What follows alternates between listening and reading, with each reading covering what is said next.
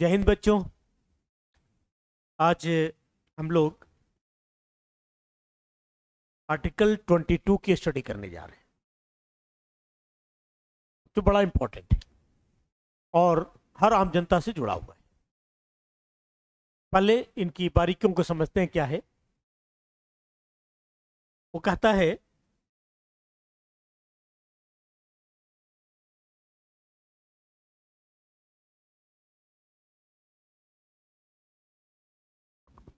Protection against arrest and detention in the certain cases, यानी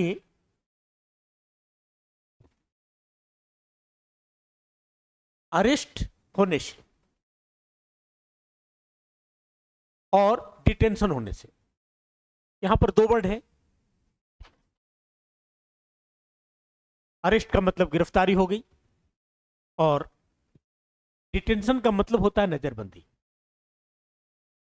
इसके संदर्भ में भी हमारे संविधान में कुछ संरक्षण दिया गया है। किसी व्यक्ति की गिरफ्तारी आर्टिकल 22 के अंतर्गत दो तरीके से करी जाती है। एक कहलाता है पुनिटिव डिटेंशन और दूसरा कहलाता है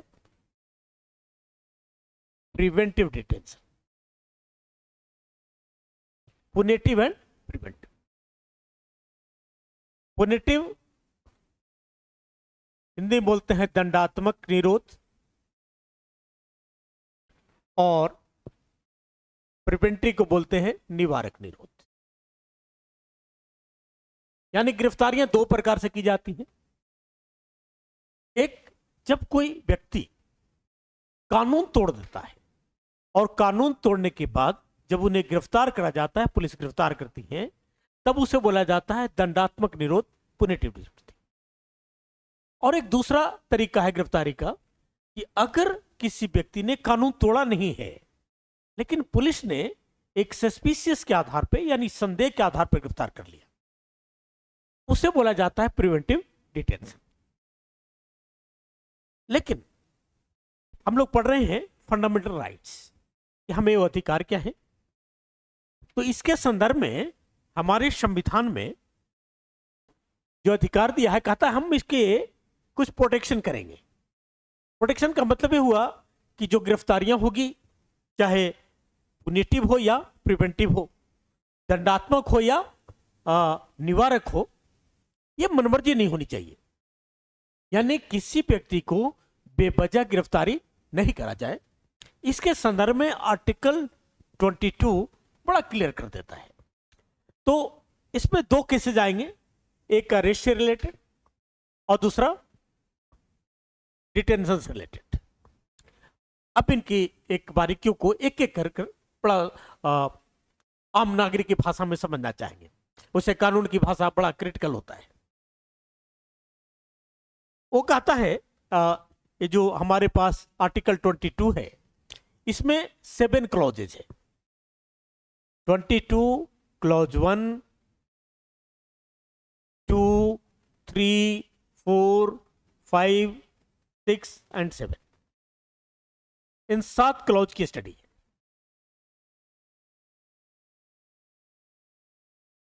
तो इसका पहला क्लॉज कह रहा है no person who is arrested shall be detain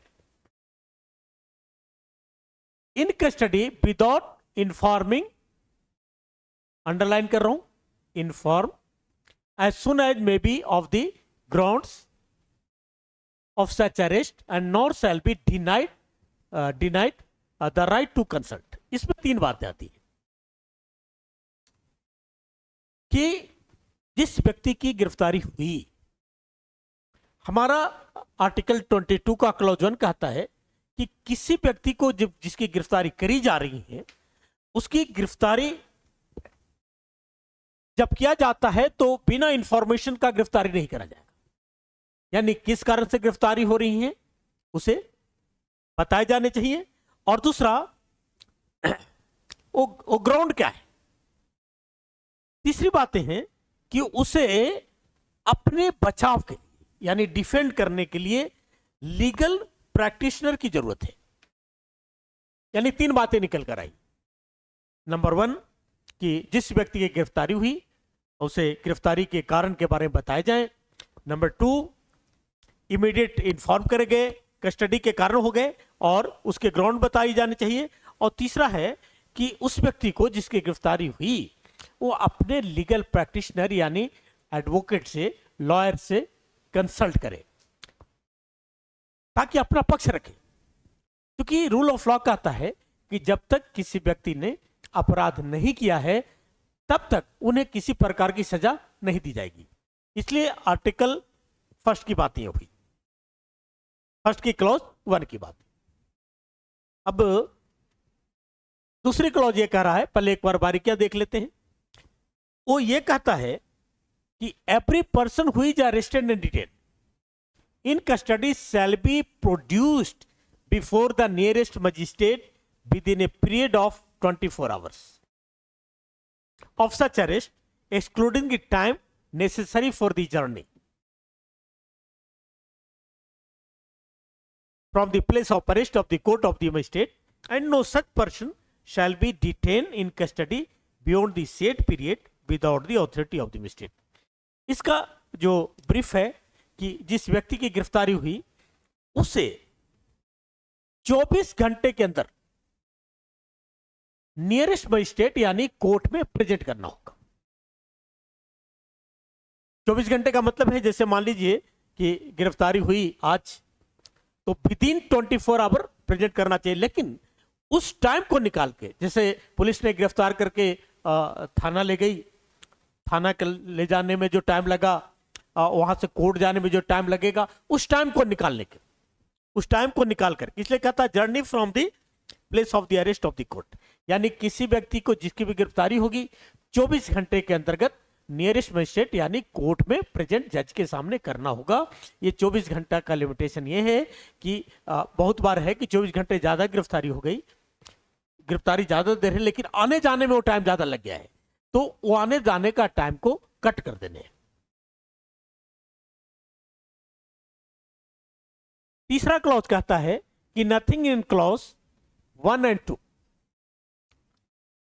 clause 1 देख लिया और क्लॉज 2 देख लिया, applies to any person who is the time being an enemy alien and arrested under detained for the preventive detention act। ये exception है कि article 4 में हमने ये 22 का क्लॉज 1 देख लिया और 22 का क्लॉज 2 देख लिया। ये कहता है ये जो 1 और 2 में जो फैसिलिटी दी गई है वो एनिमी एलियन के लिए लागू नहीं होगा। यानी कोई विदेशी शत्रु है उसके लिए 24 घंटे का जो प्रिविलेजेस हैं उसकी, या अपने नियरेस्ट मजिस्ट्रेट से संपर्क करने हैं, ये एडवोकेट रखने हैं, इन्फॉर्म करने हैं, वो सारी चीजें उनके लिए अप्लाई नहीं होगी। इसके अलावा अगर वो व्यक्ति प्रिवेंटिव डिटेंशन के अंतर्गत अरेस्ट हुआ है तब भी वो लागू नहीं होगा। ये 2 फैसिलिटी उन्हें नहीं दी गई है। ये एक्सेप्शन है आर्टिकल 22 का क्लॉज 1 और क्लॉज 2 का। क्लॉज 4 कहता है कि no person providing for preventing detention shall authorize the detention for a person, detention of a person for a longer period than this 3 months। Clause जो 4 है ये इस बात पर बल देता है कि जो डिटेंशन लिया गया किस में, प्रिवेंटिव डिटेंशन में, पुनिटिव में नहीं, यानी दंडात्मक निरोध में नहीं बल्कि निवारक निरोध में जिसकी गिरफ्तारी की गई उसके लिए भी कुछ संरक्षण की बात करता है, कुछ राइट्स की बात करता है। वो कहता है कि उस व्यक्ति को हम अधिक से अधिक 3 महीने तक डिटेन कर सकते हैं।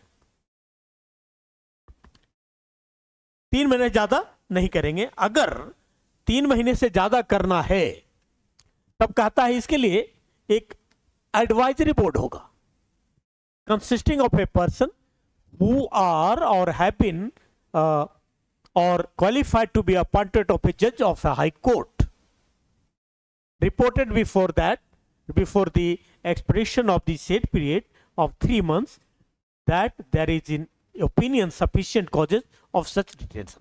इसका मतलब हुआ कि प्रिवेंटिव डिटेंशन में किसी व्यक्ति को हमारा संविधान कहता है 3 महीने ज्यादा नहीं रख सकते, लेकिन अगर 3 महीने से ज्यादा रखना है तो उसके लिए एक हाई कोर्ट के जज के लीडरशिप में एक एडवाइजरी बोर्ड बनेगी और ये एडवाइजरी बोर्ड ये कहेगा कि जिस व्यक्ति को गिरफ्तार की गई है उसके लिए 3 महीने से ज्यादा होना चाहिए, एक सफिशिएंट कारण है कि हम उसे ज्यादा दिन रख सकते हैं, तभी उसकी एडवाइस पर आप रख सकते हैं।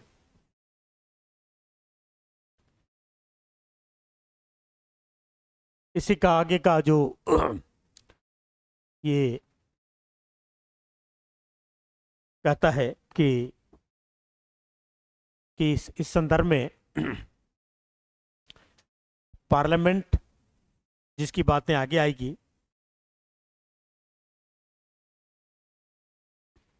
Clause 7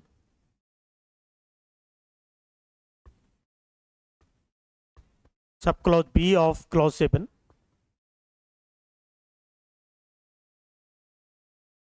providing that nothing in this subclause shall authorize the detention of any person beyond the maximum period prescribed by the law made by, जैसे हमने अभी बात किया कि जो मैक्सिमम पीरियड 3 महीने का है वो अगर क्लॉज 7 के अंतर्गत जो पार्लियामेंट के पास अधिकार है वो अगर उसे बढ़ाना चाहती है तो उसके लिए चीजें लागू नहीं होगी।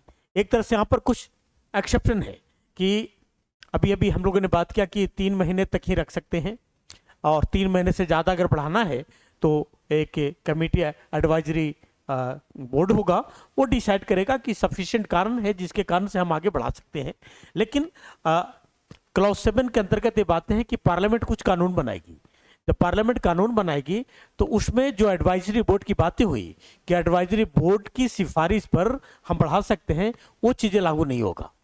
अब वो देखेंगे आगे कि क्लॉज 7 में क्या कहा है। तो such person is detain the accordance with the provisions of any law made by the parliament under the clauses and b. वही बातें हैं कि जो क्लॉज 7 में जो है आगे बात जो करेंगे वो लागू नहीं होगा।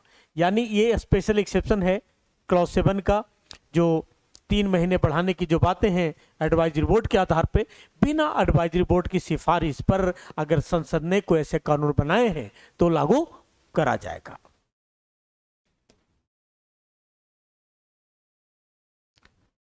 फिर आर्टिकल ये क्लॉज 5 देखते हैं, कहता when any person is detain in persuasion of an order made under the law providing for the preventive detention, the authority making the order shall as soon as may be communicate to such person the ground of which order has been made or shall afford for the him in the end.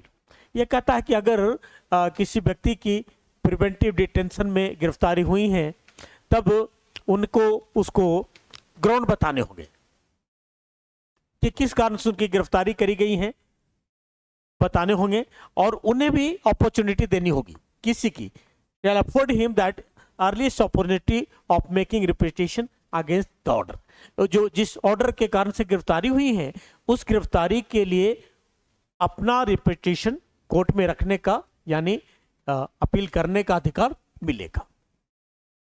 Article 6 कह रहा है, clause 6 कह रहा है, nothing in the clause 5 shall require the authority making any such order as is referred to in the clause of the disclosure fact which shall authority consider to be against the public interest to the disclosure। इसी में एक तरह का exception आ गया कि ऊपर ये कह रहा है कि किस कारण से आप उनकी गिरफ्तारी करी जा रही है प्रिवेंटिव डिटेंशन में, उन्हें बताने होंगे। उसी में यह कहता है कि अगर पब्लिक इंटरेस्ट में है तो किस कारण से गिरफ्तारी की जा रही है उसके बारे में बताना जरूरी नहीं होगा। यानी पुलिस चाहे तो कारण बता सकती है, लेकिन पब्लिक इंटरेस्ट में वो कारण बताना जरूरी भी नहीं है।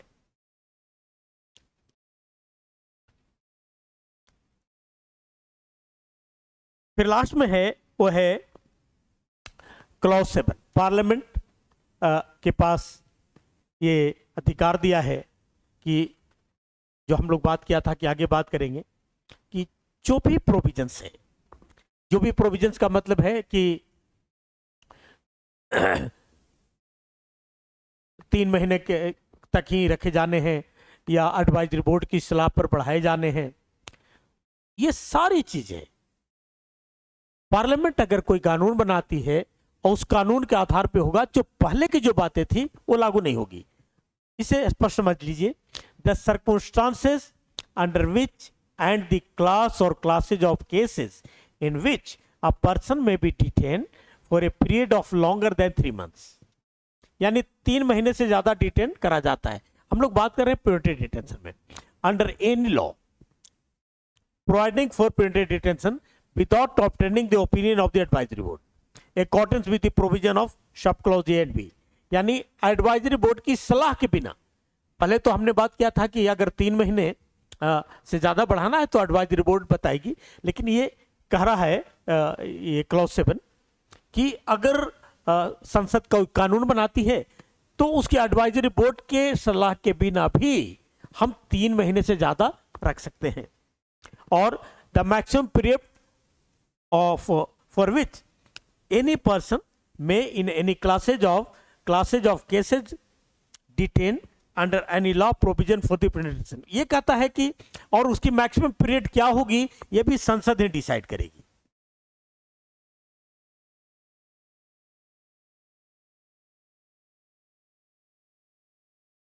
और उसके लिए the procedure to be followed by an advisory board in an inquiry under the sub clauses of the clauses 4, the procedure of to be followed by an advisory board in the inquiry under sub clauses of the clauses 4। इसका मतलब हुआ कि जो advisory board जो गठन करने का जो था कि एक जज होंगे और वो एडवाइजरी बोर्ड वो जरूरी नहीं है कि उसके आधार पर ही काम करे।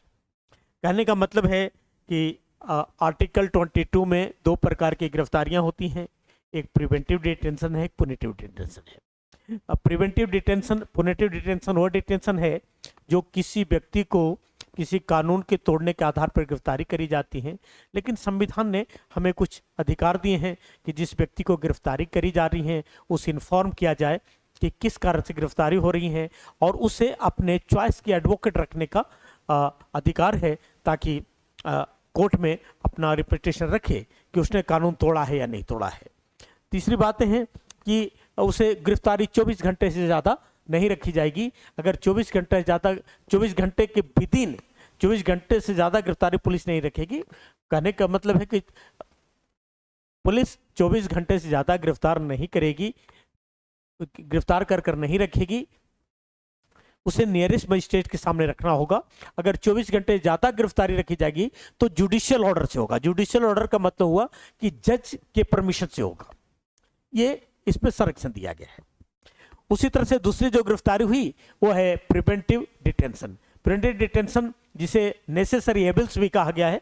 नेसेसरी एबल्स इसलिए कहा गया है कि प्रिवेंटिव डिटेंशन एक ऐसा कानून है जो जरूरी भी है और जरूरी नहीं भी है। इसे ऐसे समझिए, प्रिवेंटिव डिटेंशन ये कहता है कि किसी व्यक्ति को शक के आधार पर पुलिस गिरफ्तार कर सकती है। अब बात यह है कि एक तरफ विधि का शासन रूल ऑफ लॉ कहता है कि किसी व्यक्ति को तब तक गिरफ्तार नहीं किया जा सकता है जब तक वो प्रचलित कानून का उल्लंघन नहीं करता है। लेकिन यहाँ पर उसने गिरफ्तारी की नहीं है, लेकिन शक के आधार पर गिरफ्तारी कर ली जाती है, तो ये एविल्स है। लेकिन दूसरा पक्ष भी कहता है कि अगर गिरफ्तार नहीं करा गया तो हो सकता है कोई व्यक्ति कोई बड़ा सा क्राइम कर दे जिससे और समस्याएं पैदा हो जाए। इसलिए इस संदर्भ में डॉक्टर B.R. अम्बेडकर साहब ने या संविधान सभा ने ये सारी बातें बताई थी कि इसका काफी रैशनलिटी के रूप में इस्तेमाल होना चाहिए। रैशनलिटी का मतलब काफी बौद्धिक इस्तेमाल होना चाहिए ताकि इसका मिसयूज ना हो। खैर ये बातें अलग होता है। तो प्रिवेंटिव डिटेंशन ये कहता है कि शक के आधार पर हम गिरफ्तार कर सकते हैं, लेकिन उसको 3 महीना से ज्यादा नहीं रख सकते। और उसे भी कहता है कि उसको कारण बताने होंगे किस कारण से गिरफ्तारी करी जा रही है, और अपना पक्ष रखने के लिए उन्हें भी लॉयर रखने की जरूरत है। लेकिन अगर 3 महीना से ज्यादा गिरफ्तारी होती है तो उसके लिए एक एडवाइजरी बोर्ड होगा। एडवाइजरी बोर्ड जो डिसाइड करेगी कि पढ़ाए जाए तो पढ़ाए जाएंगे। उसके अलावा जो सबसे लास्ट आर्टिकल था, आर्टिकल 7, आर्टिकल 22 का क्लॉज 7, वो ये कह रहा था कि भाई इतना होते हुए भी जो प्रिवेंटिव डिटेंशन में है, संसद कोई कानून बनाती है और उस कानून में ये जो ऊपर जितनी शर्तें हैं कि 3 महीना तक ही रखेगी प्रिवेंटिव डिटेंशन में या कोई एडवाइजरी बोर्ड की सिफारिश पर बढ़ाए जाएंगे, ये चीजें इसे लागू नहीं होगी अगर संसद ने कोई ऐसा कानून पारित किया है। तो ये प्रिवेंटिव डिटेंशन के संदर्भ में भारत सरकार, राज्य सरकार दोनों के पास कानून बनाने का अधिकार है।